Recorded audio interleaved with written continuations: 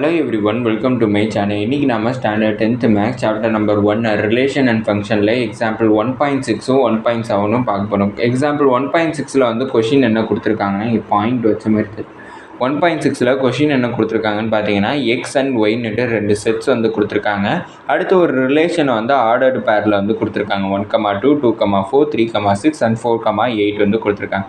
இப்போ ஆறுங்கிறது ஒரு ஃபங்க்ஷனுங்கிறத ஃபஸ்ட்டு நம்மளை ஷோ பண்ண சொல்லியிருக்காங்க. அதை பண்ணதுக்கப்புறம் அதாவது ஆறுங்கிறப்ப இந்த ரிலேஷனை வந்து ஒரு ஃபங்க்ஷன்ட்டு சொல்லியிருக்காங்க. அதுக்கப்புறம் என்ன கண்டுபிடிக்க சொல்லியிருக்காங்கன்னா டொமைன், கோடொமைன் அண்ட் ரேஞ்ச் மூணுமே வந்து கண்டுபிடிக்க சொல்லியிருக்காங்க.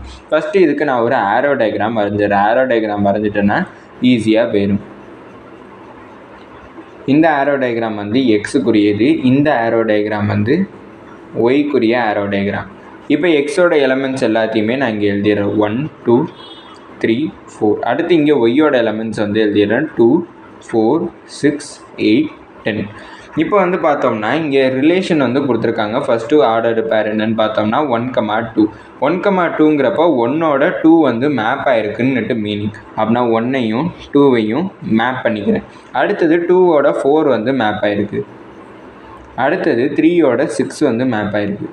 அடுத்தது 4ஓட 8 வந்து மேப் ஆகிருக்கு.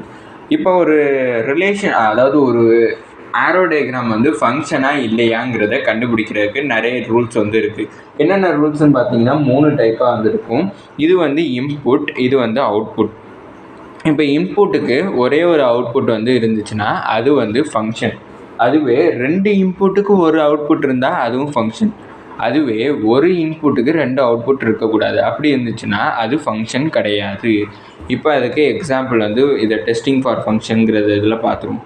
இப்போ வந்து எனக்கு பார்த்தீங்கன்னா இந்த இடத்துல எனக்கு ஒரு இன்புட், இந்த ஒரு இன்புட்டுக்கு ஒரு அவுட்புட் தான் இருக்குது. அப்படி ஒரு இன்புட்டுக்கு ஒரு அவுட்புட் மட்டும் இருந்துச்சுன்னா அது ஃபங்க்ஷன். அதுவே இங்கே பார்த்தீங்கன்னா இங்கே ஒரு இன்புட், இது ஒரு இன்புட், 2 இன்புட்டுக்கு சேர்த்து ஒரு அவுட்புட் வந்துருக்கு. அப்படி இருந்தாலுமே அது ஃபங்க்ஷன் தான். இங்கே டிஃப்ரென்ஸ் வந்து நல்லா தெளிவாக பார்க்கணும். அடுத்த தேர்டு வந்து என்னென்னு பார்த்தீங்கன்னா இங்கே ஒரு இன்புட், இதுக்கு ஒரு இன்புட் தான் இருக்குது. ஆனால் இங்கே ஒரு இன்புட்டுக்கு 2 அவுட்புட் இருக்குது. 2 இன்புட்டுக்கு ஒரு அவுட்புட் இருக்கலாம். ஆனால் ஒரு இன்புட்டுக்கு 2 அவுட்புட் இருக்கக்கூடாது. இது ரெண்டுமே ஃபங்க்ஷன். ஆனால் இது ஃபங்க்ஷன் கிடையாது. இது ரெண்டுமே ஃபங்க்ஷன் தான். இப்போ ஃபங்க்ஷனை வந்து எப்படி வந்து டெஸ்ட் பண்ணுங்கிற கேட்டகரி நம்மளுக்கு தெரிஞ்சிச்சு. அப்படின்னா இங்கே கொடுத்துருக்க ஆரோ டயக்ராம் நம்ம கன்ஸ்ட்ரக்ட் பண்ணியிருக்கக்கூடிய ஆரோ டயக்ராம் வந்து ஃபங்க்ஷனாக இல்லையான்னு இப்போ யோசிச்சு பாருங்கள். ஆமாங்க, இது ஃபங்க்ஷன் தான். ஏன்னா இது ஒரு இன்புட்டுக்கு ஒரு அவுட்புட் தான் இருக்குது. எல்லாத்துக்குமே பார்த்தீங்கன்னா ஒரு இன்புட்டுக்கு ஒரு அவுட்புட் தான் இருக்குது. அப்படி இருந்துச்சுன்னா இது ஒரு ஃபங்க்ஷன். அதனால் இட் இஸ் அ ஃபங்க்ஷன்னுட்டு நான் எழுதிட்டேன்.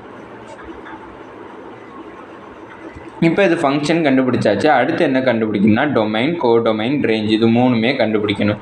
டொமைன் வந்து பார்த்தீங்கன்னா இது இன்புட்டில் மேப் ஆகிருக்கிறது எல்லாமே டொமைன். அப்படின்னா டொமைன் இஸ் ஈக்குவல் டு எல்லாமே மேப் ஆகிருக்கு. அப்படின்னா 1 2 3 4. அடுத்தது கோடொமைன்ங்கிறப்ப ஒயில் அதாவது அவுட்புட்டில் இருக்கிற எல்லாத்தையுமே எழுதணும். அது வந்து கோடொமைன். நல்லா தெளிவாக கவனிச்சுக்கோங்க.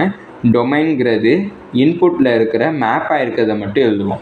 கோடொமைன்கிறப்ப அதாவது அவுட்புட்டில் இருக்கிற எல்லாத்தையுமே எழுதுவோம். அதான் வந்து கோடொமைன். 2 4 6 8 10. அடுத்தது ரேஞ்சுன்னா என்னென்னு பார்த்தீங்கன்னா ரேஞ்சுங்கிறது அவுட்புட்டில் மேப் ஆகிருக்கிறத மட்டும் எழுதுறது. இங்கே மேப் ஆகிருக்குன்னு பார்த்தோம்னா 2 4 6 8 மட்டும்தான் மேப் ஆகிருக்கு. அதை மட்டும் எழுதுனா போதும். இப்போ கோடொமைன் ரேஞ்சு கண்டுபிடிச்சாச்சு. இதோட எக்ஸாம்பிள் 1.6 எண்ட் ஆயிடுச்சு. அடுத்தது 1.7. எக்ஸாம்பிள் 1.7ல் கொஷின் என்ன கொடுத்துருக்காங்கன்னு பார்த்தீங்கன்னா எஃப் அதாவது function is such that X to Y. அதை வந்து என்ன டிஃபைன் பண்ண சொல்ல ஒரு கண்டிஷன் கொடுத்துருக்காங்க. F of X is equal to x² - 2. அதில் எக்ஸோட வேல்யூ என்னவா சப்ஸ்டியூட் பண்ண சொல்லியிருக்காங்கன்னா -2 -1 0 3. அடுத்தது Y is equal to R. என்னென்ன கண்டுபிடிக்க சொல்லியிருக்காங்கன்னு பார்த்தீங்கன்னா எஃபோட எலமெண்ட்ஸ் அதாவது எஃப்ங்கிற ஃபங்க்ஷனோட எலமெண்ட்ஸ் என்னன்னு கண்டுபிடிக்க சொல்லியிருக்காங்க. அந்த ஃபங்க்ஷனை தான் எஃப்ன்னுட்டு டினோட் பண்ணுறாங்க. இப்போ அந்த எஃப்ங்கிறது ஒரு ஃபங்க்ஷனாக இல்லையாங்கிறத அடுத்த சப்டிவிஷனில் கண்டுபிடிக்க சொல்லியிருக்காங்க. ஃபஸ்ட்டு சப்டிவிஷன் இதோட எலமெண்ட்ஸ் கண்டுபிடிக்கணும். அதுக்கு condition F of X is equal to x² - 2ங்கிற கண்டிஷன் கொடுத்துருக்காங்க. இப்போ நான் எக்ஸுக்கு பதிலாக -2 வந்து சப்ஸ்டியூட் பண்ணுறேன். நான் எஃப் ஆஃப் -2 அப்படின்னா -2 to the whole square -2.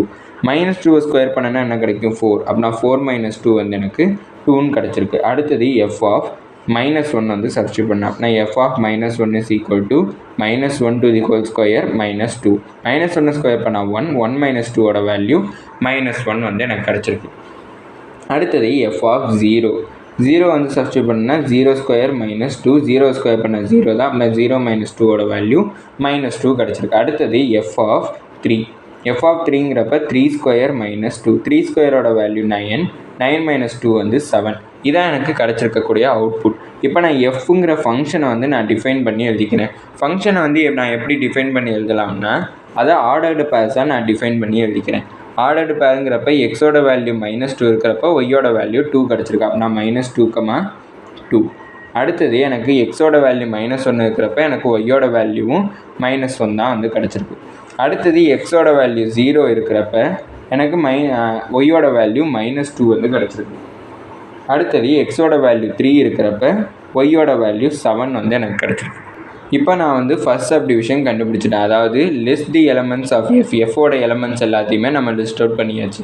அடுத்து செகண்ட் சப்டிவிஷன் வந்து என்ன கேட்டிருக்காங்கன்னா, கொடுத்துருக்கிற எஃப்ங்கிற இந்த ஆர்டர்டு பேரை வந்து நம்மளுக்கு ஒரு ஃபங்க்ஷனாங்கிறத கண்டுபிடிக்க சொல்லியிருக்காங்க. ஃபங்க்ஷனாங்கிறத எப்படி கண்டுபிடிக்கலாம்னா, யூனிக் இமேஜ், அதாவது இங்கே ஒரு இன்புட்டுக்கு ஒரு அவுட்புட் இருக்காங்கிறத பார்க்கணும். இது ஆரோ டயக்ராம் எல்லாமே நம்ம கண்டுபிடிச்சிருக்கலாம்.